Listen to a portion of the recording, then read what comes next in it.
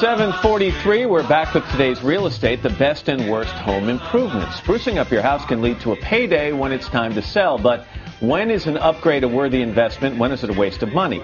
Barbara Corcoran is today's real estate contributor. Barbara, good to see you. Good morning. Morning, Matt. This is a question every homeowner has to ask themselves when it comes time to selling a house. Where do I put my money? Where do I spruce up? Is there a rule of thumb before we get to the specifics on your list? Yeah, typically you could just spend 5% of the value of your home, not even think about it. In a rare instance, you could spend as much as 10% and get the money back. All right. You've got a list that we're going to go over. The 3 best home improvements for your money. The ones that make sense. The 3 worst. Let's start with the best.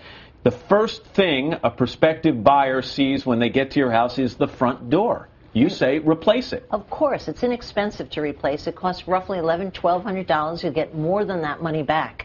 What's great about replacing the front door, other than the fact that it's cheap, is people immediately decide if they don't want your house, and it's very often based on a first impression of the front door. Yeah, you walk up to the front door and it looks awful. You assume immediately that what is inside that front door will also be awful. Well put. And usually that's the case, by the way. There's a reason why people make that assumption after they've seen a few houses. All right, you also suggest, is kind of keeping in the same area, replacing the garage door. What's the cost that you can recoup on something like this? You'll get about 87% roughly back on the cost of a garage door. So the average cost is about $1,291? Yes, it is. And you'll get back about $1,083? Yes, you will. And the reason why the garage door is so important is for many homes, particularly one-family homes, one-story homes, the garage door is more than 50% of the front facade.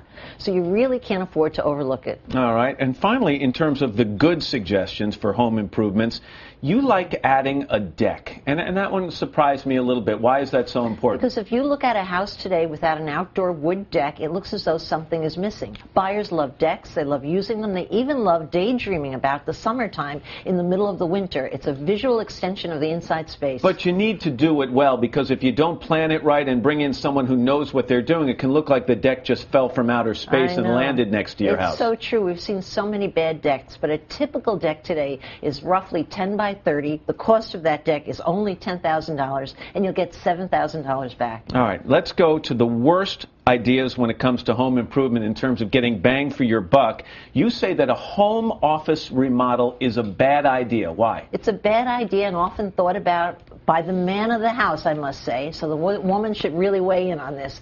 But they're expensive to put in, they're very expensive to equip, and you'll never get the money back. Right now, they're typically $28,000. You get $13,000 back.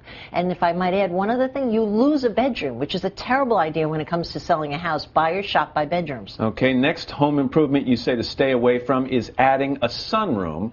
And this surprised me, because why is a deck a good idea and a sunroom a bad idea? Because a deck is always used. A sunroom is never used. People typically poorly furnish it with leftover furniture. It shows poorly. It gets it's in the way expensive, of the by house. the way, about $75,000 to add one. Plus, after you pay for it, you have to heat it and cool it, which is also expensive. And finally, real quickly, people may be surprised by this, but adding a new bathroom is not worth the money. Never worth the money. People will just not pay that premium that it costs to add a bathroom. Although it's the smallest room in the house, it costs $40,000. You're much better off doing a quick nip and tuck on a few of the things in the bathroom. Make it just look good enough. All right, Barbara Corcoran, great advice as always. Thanks very much.